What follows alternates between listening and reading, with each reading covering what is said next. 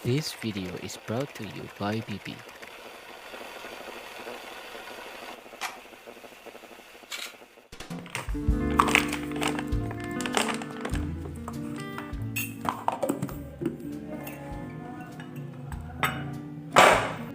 Aduk kopi dulu. Kurang airnya. Kan kamu bukan ngopi, Minum. tapi minum. Up. Ya, gila baunya. Ini kopi ya. Jadi podcast BB ini tanpa kopi itu tak berarti. Kadang untuk memunculkan ide itu juga perlu inspirasi. Anda ngopi yang ngopi ya.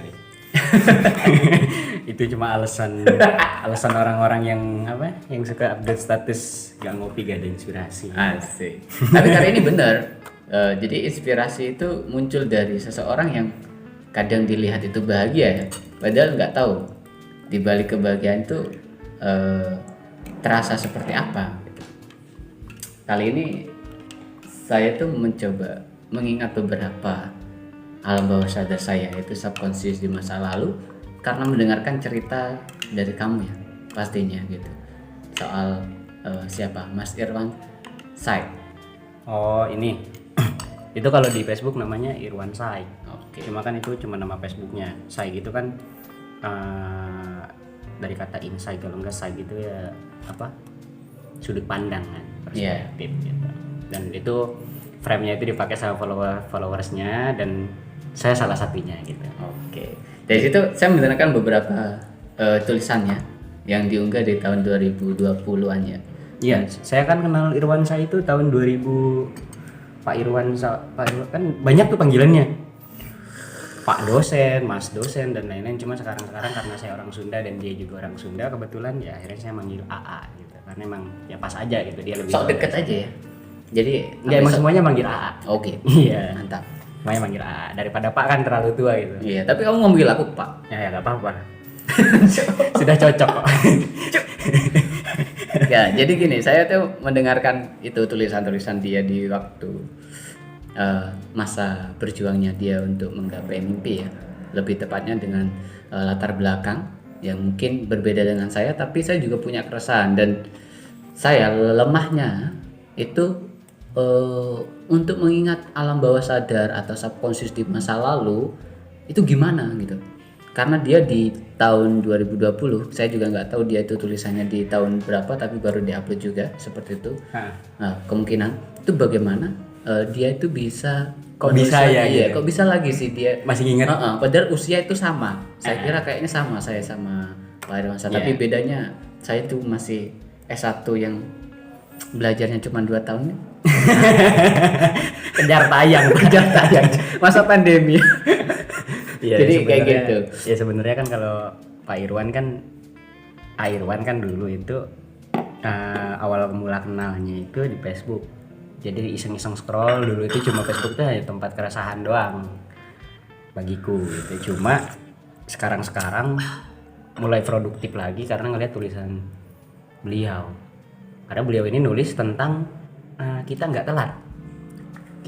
Terus di situ beliau juga nulis tentang latar belakangnya, waktu perjuangan dia kuliah dan lain-lain gitu, dan itu yang membuat saya tertarik untuk mengikutinya gitu. Dan akhirnya saya ceritakanlah ke teman-teman semuanya gitu. Salah satunya saya. Nah, akhirnya kan kamu di situ mulai mengingat ya di Kok masa bisa, lalu ya, kok iya. bisa gitu. Sempat dulu tuh saya punya kata-kata, saya scroll di Facebook gitu, bahwasanya di situ adalah soal batas gitu, dan akhirnya saya menemukan bagaimana saya bahasa Inggrisnya itu break your limit ya. Iya. Ya, Break sebenarnya your kan limit.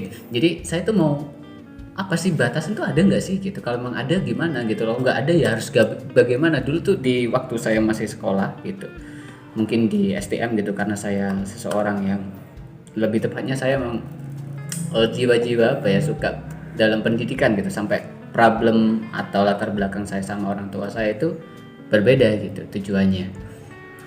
Dan orang tua memang background orang tua saya itu sebenarnya pendidikan. Tapi seketika itu orang tua saya itu berkata ketika saya ingin kuliah dan orang tua saya tidak punya biaya untuk membiayai, atau mereka tuh bilangnya ya give up atau we are off gitu ya. Akhirnya saya berusaha untuk mendapatkan suatu biaya siswa agar bisa kuliah. Nah, akhirnya sudut pandang orang tua saya bahwasanya seperti ini. Karena dia adalah seorang guru ya, orang tua saya adalah guru, dan dia berkata, kamu loh lulus sekolah sama lulus kuliah itu sama nanti, sama-sama cari kerja.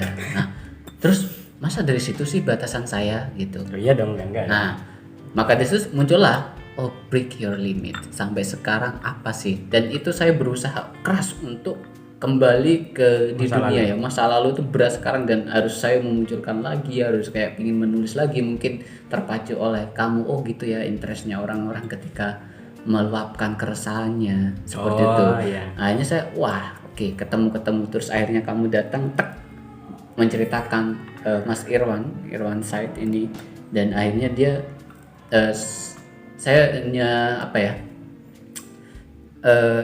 istilahnya tuh kagum ya, kok bisa sih gitu, atau saya juga nggak tahu dia menulisnya di kapan, kok bisa sih gitu, bisa mengingat momen-momen masa lalu secara detail ya, padahal dia melampaui batas-batas di masa itu dengan perbedaan pengalaman, daya juang yang setiap harinya harus seperti ini, tapi dia bisa gitu, padahal umur kalian hampir sama ya bisa dibilang sama ya kayaknya. Iya, umur 25 ke atas lah gitu. Iya. Ya mungkin kalau menurutku itu kan dari pola pikir kalau kita punya batasan. Contoh kan orang kan emang sih usia produktif itu ada. Dan sayangnya adalah ketika mungkin dari doktrin dari orang tua kita sendiri kayak wajar lah gitu. Faktor usia. Nah, dari kata-kata itu semua orang tuh kayak wajar lah udah 25, apalagi diharapin daripada mikir berat-berat gitu kan. Akhirnya orang-orang lebih milih ke bodo amat dan ya udah gitu, jalani hidup apa adanya, kerja, punya duit, terus tidur, terus kerja lagi besoknya, ya gitu aja ngejalanin hari gitu. Namun kalau aku setelah ngebaca tulisan-tulisan itu, aku jadi flashback. Kenapa sih orang bisa nginget sekuat itu? Kenapa orang bisa seproduktif itu walaupun usia produktifnya itu udah lewat? Kan Pak Sapardi kurang kuat apa coba? Kurang tua apa coba? Almarhum Pak Sapardi itu kan udah tua ya, sepuh ya. Udah sepuh tapi masih bisa bikin puisi gitu kan. Hujan di bulan Juni. Wih. Gila pas ulang tahun. Pas ulang tahun kita ya sama kan. Bulan Juni. Iya. Oh, iya. Hujan di bulan Juni kan itu puisinya ini almarhum Pak Sapardi Djoko Damono. Nah, mungkin menurutku aku jadi flashback lagi ke anime Naruto, Pak. Karena aku suka banget sama Naruto. Nah, aku ngomongin Naruto ini sebenarnya aku nonton Naruto bukan karena emang sama aku juga suka itu. Naruto. Nah, tapi aku di situ selalu ngelihat adegan-adegan sesuai dengan sudut pandang perspektif. Nah, dengan perspektif setiap episodenya. Nah, ada filosofinya pasti. Contoh Naruto tentang kebencian dan kemarahan. Nah, untuk sekarang kan kita bahas tentang batas. Aku jadi ingat momen di mana Neji ngajarin Hinata tentang jurus-jurus gitu ya? Ya, atau tentang pukulan kan, pukulan yang banyak tuh 100 pukulan atau berapa gitu. Dia ngajarin tentang ini ya jurus pukulan klan Hyuga. Tapi Hinata di situ dia nggak bisa nyampe kayak Neji. Akhirnya dia putus asa, dia bilang ke Neji, ini udah sampai batas saya. Nah, Neji di situ bilang apa coba? Dia bilang gini, kalau kamu membatasi dirimu sendiri, kamu gak akan bisa jadi hebat. Kamu gak akan bisa melampaui dirimu sendiri karena pola pikirmu, ya kamu bisanya sampai situ. Hilangkan pola pikir itu, maka kamu bisa melampauinya. Wah, di situ aku langsung, gila filosofinya keren gitu. Keren banget lah di situ. Karena kan selama ini kalau ngelihat di masyarakat ya, kehidupan di masyarakat, wajar lah faktor usia. Aku udah gak ingat lagi hal-hal kayak gitu. Akhirnya kita melupakan begitu saja tanpa ingin menggalinya. Nah, kalau kita ngilangin pola pikir faktor usia itu, mungkin ya kita bisa seproduktif ya seperti biasa gitu. Bayangin kalau almarhum Pak Sapardi udah usia 50 tahun ke atas, beliau bilang, udahlah udah tua ngapain bikin puisi. Ayo. Tapi puisinya keren walaupun usianya udah gak muda waktu itu. Dan Wih, syarat akan makna Pak puisinya. Hujan di bulan Juni itu. Kadang kan faktor usia itu, kata-kata faktor usia itu hanya menjadi alasan bagi orang-orang yang nggak mau mengeksplor dirinya lebih. Akhirnya menyerah pada keadaan. Menurutku gitu. Mau bisa? Berat cuy, Berat, Sumpah. Jadi untuk mengingat alam bawah sadar, subconscious ya lebih tepatnya, dan menjadi conscious itu sendiri atau sadar kita sendiri saat ini tuh susah banget gitu. Apalagi saya yang umur gitu hampir kepala 3 atau 25 ke atas, itu suatu hal yang Sulit. sangat sulit untuk berkembang. Sebetulnya orang bilang seperti ini, kita harus memikirkan masa depan kita harus, kamu kapan cepet nikah, pertanyaan-pertanyaan yang muncul setiap kali bertemu dengan keluarga besar gitu kan. Aduh, itu budaya kita sekali. Emang budaya kita itu bukan Valentine. Iya, ketika kita ditanya kapan kamu cepet nikah, ya itu sama halnya kita ditanya kapan cepet kamu mati. Karena kan itu udah takdir, bukan nasib. Itu sebenarnya. Ya teman nggak masalah juga bagi saya untuk seperti itu, tapi tetap aja kepikiran. Ya kepikiran. Akhirnya kan kita untuk kepikiran seperti itu kita tumbuh gitu. Adanya apa ya? Pertanyaan-pertanyaan yang meresahkan itu pikiran kita tumbuh. Bukan malah mengabaikan loh. Kalau diabaikan ya udah kamu nggak bakalan tumbuh. Gitu. Kamu nggak bakalan tahu batasan-batasanmu sampai mana. Menurut saya di situ ketika dulu saya tuh ditanya terus ngapain, buat apa, seperti itu ya.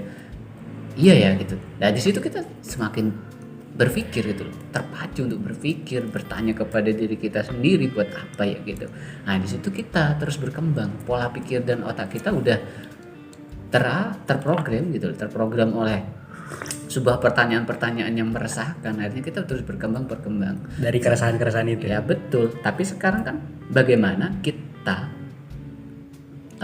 melampaui batasan-batasan itu. Ya itu tadi gitu, kita masih mindset sih sebenarnya. Kalau aku sih percaya mindset, karena mindset itu gak sulit banget. Corona juga kan mindset Pak. Kalau mindset kita, kita kena nih, padahal kita cuma batuk-batuk doang, akhirnya imun kita turun. Imun kita kan dipengaruhi sama mindset juga, itu di situ. Dan sebenarnya produktivitas juga dipengaruhi sama mindset gitu. Karena aku ngerasain mindset negatif itu kayak gimana tuh, ngerasain ngedown, nggak ngapa-ngapain, cuma nyalahin takdir aja tiap hari. Itu benar-benar sakit, hidup gak tenang, mikirnya tuh pengen cepat mati aja gitu. Tapi setelah gaul sama orang-orang yang emang circle-nya bagus dan saling mendukung, itu keren gitu. Sebenarnya kita itu nggak salah, kita itu bukan salah dilahirkan, karena lahir itu takdir. Kita lahir di keluarga kayak gini nih, makanya kita lahir di keluarga miskin, makanya kita jadi kayak gini, kita belangsak dan lain-lain. Kita nyalahin takdir terus. Takdir pun disalahin sampai kapanpun ya gak bakal berubah, gitu-gitu aja gitu. Pastinya. Siapa yang kalau bukan merubah bukan diri kita sendiri, seperti itu kan. Nah, nggak, takdir kan nggak berubah Pak, nasib gitu.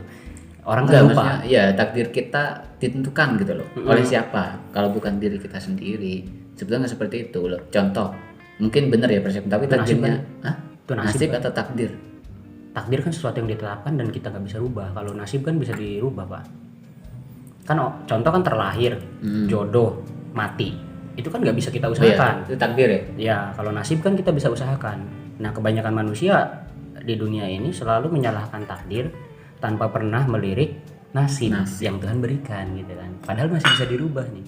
Akhirnya mindsetku mulailah berubah ke positif.